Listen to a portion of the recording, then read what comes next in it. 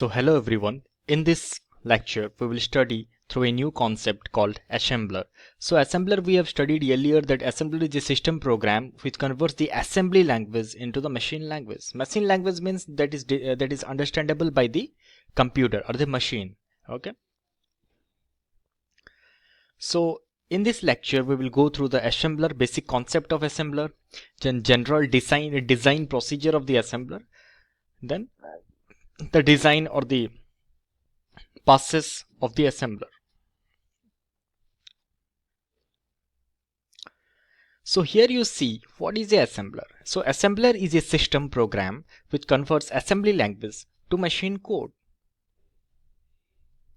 So here you can see a simple building of the assembler. Here assembly language program is there. It is inputted to a assembler. Assembler is a system program which converts by using some databases. It converts the assembly language into machine language and other information for the loader. Okay, this is the basic structure of a assembler. So what are the steps to design a assembler?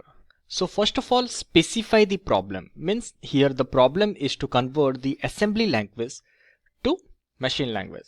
Then specify the data structures. So what are the data structures used to design a assembler? Okay. Then define format of the data structures. So what should be the formats of the data structures? Then specifying the algorithm means the passes, pass 1, pass 2 means two algorithms are there for the assembler. Then look for the modularity means capability of a program to be subdivided into independent programming units. So this process repeat from step 1 through step 5 on the modules. Okay, so these are the basic steps of building or designing an assembler. So basically a assembler consists of two parts. Okay, first is means there are two algorithms or two phases. The first phase is called pass 1. The main function of the pass 1 is to define the symbols and literals. Okay, and the main function of pass 2 is to generate the object code. Means whenever we are writing a program, okay, in assembly language, what we have studied in the previous lectures, okay, these are all human understandable language. Okay, so from that language, for example, store is there, load is there, these instructions are of 4 bytes. So pass 1 just define the symbols and literals. Means it represents the literals and symbols. Okay, first it define the symbols and it just find the length of the instructions, it just find the size of the instructions by this. Okay, then pass 2, after getting the size of the instruction, length of the instruction, and the data structure required for that, in pass 2 we generate machine code in pass 2. So this is the two phases by which is program passes through. So here you see a simple assembler program is written.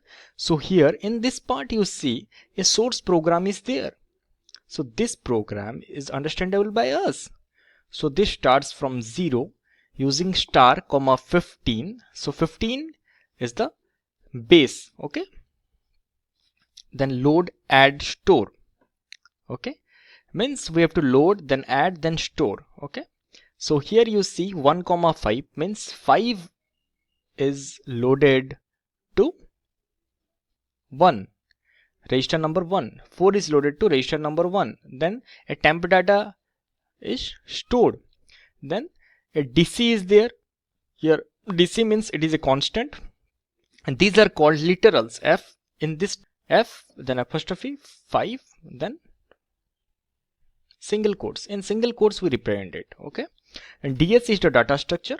So 1 full word. Okay, and then end. Okay, so this is the program to load a number, then add, then store. Okay, so this is a program, simple program, it is shown here. So in the first pass, you see here a first pass is there. In the first pass, relative addresses are there. So 0, 4, 8, 12, 16, 20. And in the first pass, when this program is inputted in the what first phase, okay, in the first phase we just see what type of instruction is it. Means we have to define that in the first pass. Means instruction length, okay, its format, okay, we have to define that. So load is a statement, okay, it is of 4 byte, so 0 to 4. Then add is also 4 byte, so 4 to 8. Store is also 4 byte, so 8 to 12. Okay, then in 12 we store 4, in 16 we store 5, then 20 nothing. Okay, so for this we have to generate a mnemonic instruction like this. Okay, here you see load 1 comma dash is there, 0 comma 15. Means in this phase we don't know in which, from which location we will load, from which location we will load, or from which location we will add, or in which location we will store, we don't know. So this is after defining the size and the length of the instructions, we can generate in which location we have to load or add or store, like that. For example, you see here in load, okay, 16 is there. After the phases, okay, in the second phase it calculates 16. Okay, 16 is there, you see 16 is there. So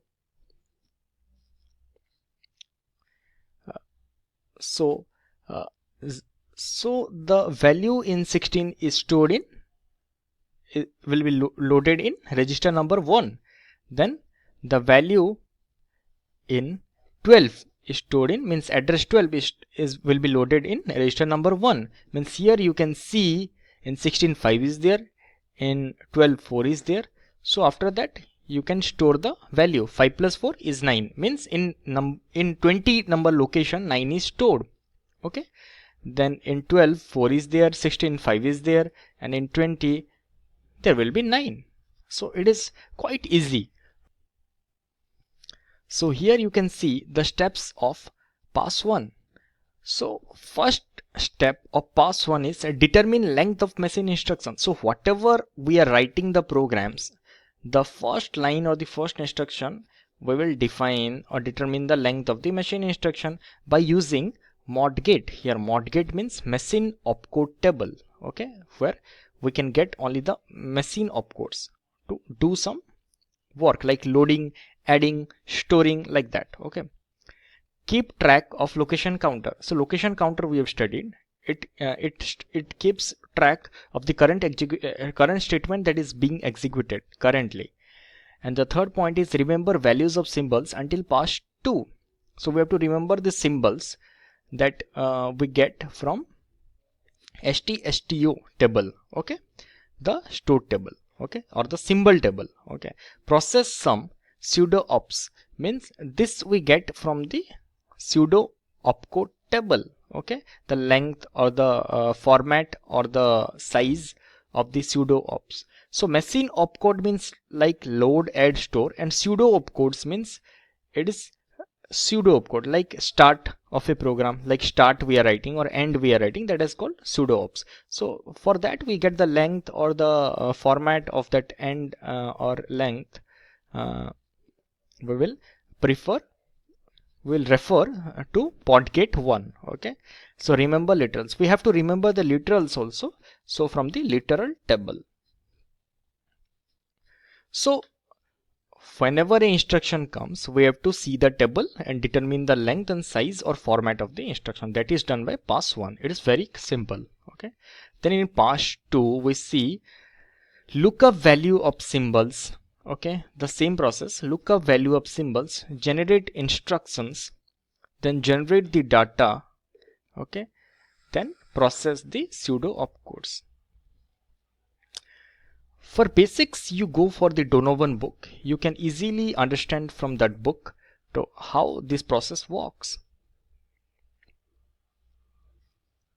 So in this chapter or in this lecture, we have studied about the basics of a assembler.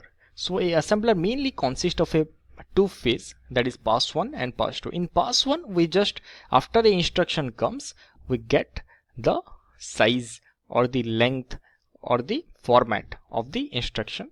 We have to define that, and after defining, in the second phase or pass 2, after defining, we allocate spaces and we generate the machine code by seeing the table. Simple. So thank you.